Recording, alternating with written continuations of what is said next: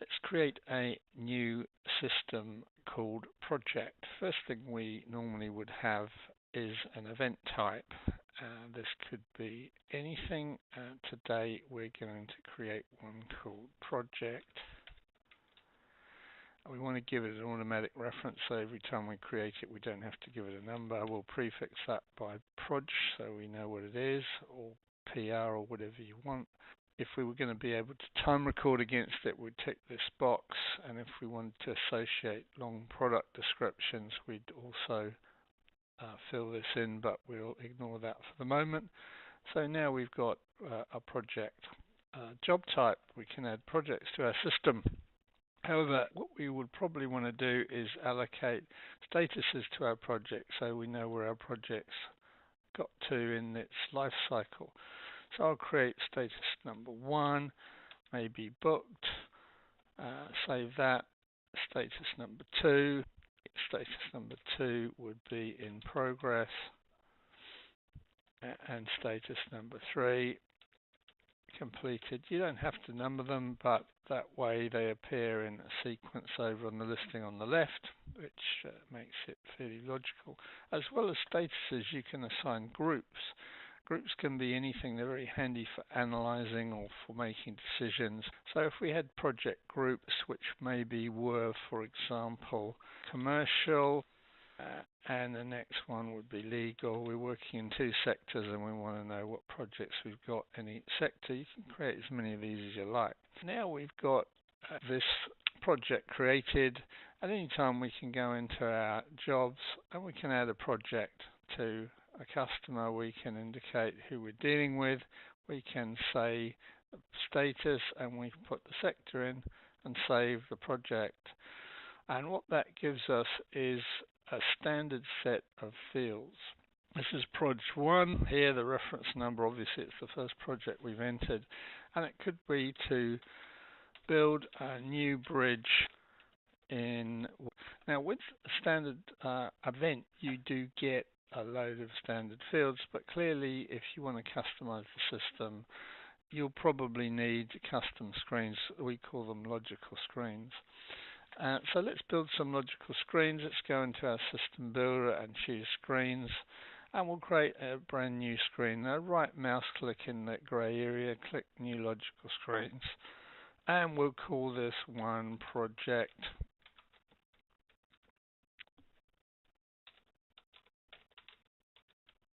Similarly, 90% making up fancy names when we don't need to. We're going to auto attach this every time we create a job, which is a project. So now we've got a new screen completely blank. That's what it looks like, not much use. So we need to get some fields in the screen. Field definitions are on the right, but I can create a new field and let's call it proj start date. Give the codes a sort of meaning and then put in a description which will appear in the listing.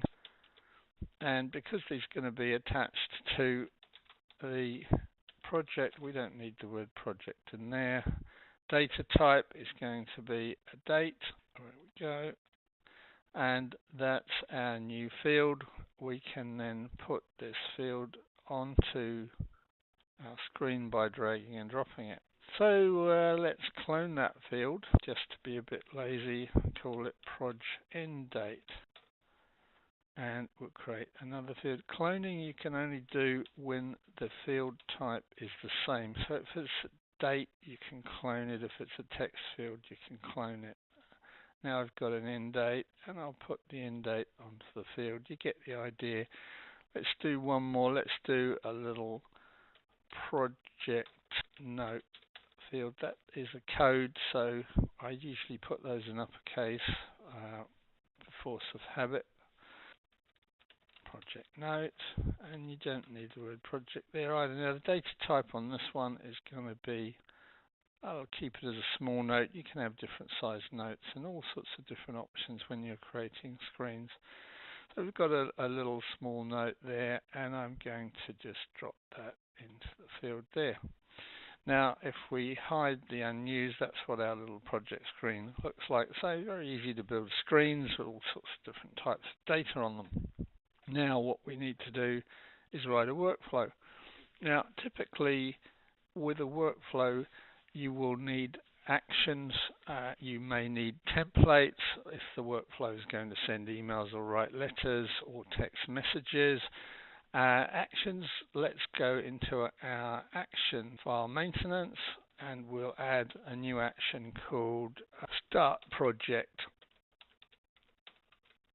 Okay, we're going to start that straight away, so no days until the deadline. We want to get it started straight away. You can put in a number of days here, and what will happen is the action will not become overdue or go red in the action list until you've hit that deadline. So you can determine how long you want to elapse before creating the action and it becoming overdue. And give it a little code here again. That code is, you can assign a department to it if you wish. You can have default reminders as well popping up about the action if you wish. You can add a function. This is for advanced uses. This is where you may wish this action to be started or any actions with the same function all to be created at the same time as another action in a workflow, but we'll leave that out for the moment. So now we've got an action created. Now let's have a look at our template library. Let's create a project letter. And what I'm going to do now is quickly create a folder in here, because a new folder for projects. So creating a folder is pretty simple. Here's my projects folder. It's got nothing in it. So to be a bit lazy, I'm going to copy this letter here using the copy command, and I'm going to paste it into projects, and I'll call it project intro and save it. Now I've got this letter. I can actually edit it simply by clicking on it to launch it in Word and then change it. So we're going to have, and you can put all sorts of merge codes in there and so on. I won't carry on wasting time with that. So now we've got a letter we can write. Same, you can create emails, you can create text messages. Now what we want to do is actually write a workflow, and I'm going into System Building Workflows, and I'm going to hit the plus to create a new one, and I'm going to call this one Project Control here.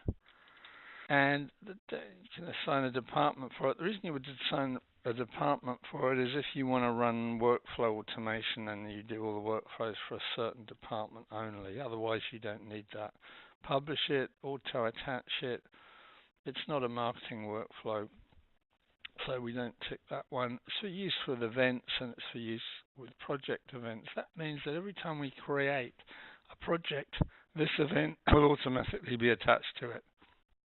So now we've got a workflow. Let's click on it to actually see what's in it. Well, there's nothing in it, so let's get to busy writing it. So I can put a little message at the top. Step one of the project is let's check that the date on the project is blank or not. If command, using the wizard, if a field, which in our case is the project start date, equals a blank, in other words there's no field, what do we want to do? We want to assume that it's today. So what I'm going to do in that case, if the if is meant, it is to change the date. So I'm going to use the wizard again, and I'm going to change the project start date to the run date. So that's what's going to happen, and that's all I'm doing. So that way I know I've always got a project start date. And you can change it to a date on another field, all sorts of things. Now we want to know, we've got a non-blank date that somebody may have entered. We want to say if that start date's there, we want to write a letter. So the command wizard, I'll just say if the run date is on or after a field, which in this case is the project start date, so we want to get on with the project, We now know that the project has a start date and it's today or we've gone past it. So we're going to write our letter, and we're going to write from the event, which is using the wizard. We're going to choose a template, and we've got a project's intro template, and we're going to write that from the user attached to the event to a role, which is you can create roles which you add to your contacts. In this case, we'll say the main contact. Now, what you can also do when you write letters is you can print them, mail them as PDFs and all sorts of other things. But for the sake of this demo, I'll just create the letter. And what I'll also do as the project has started is I'll create an action. So we've got to get action from the wizard, which is to start the project from the event user on the action, again to the main contact. By, well, today really, want to get on with it, but you could say plus or minus a number of days, depending on what you're doing. It's as simple as that. You can add an instigator as well to the action, but not really necessary. And that's a couple of things we've got happening already. We'll use the end command.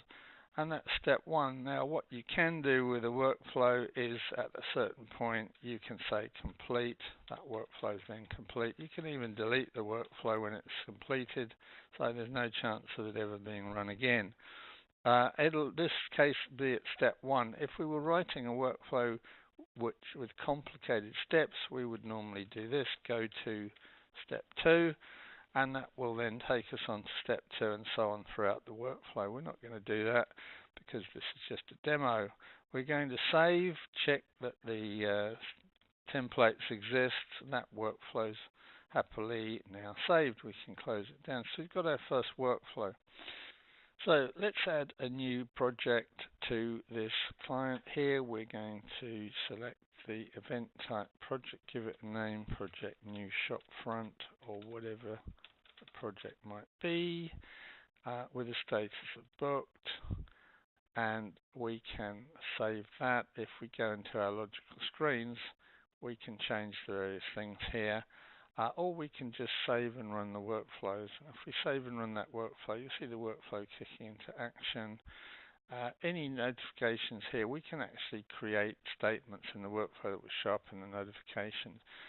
If we just refresh this screen here, what we can see is that our project intro letter is written using the preview, and look at the activity. We have start project. So in the action list, if we go to the action list and we look at Jackson Cars, the action and start project. So that's how simple and easy it is to write a workflow. Thank you very much.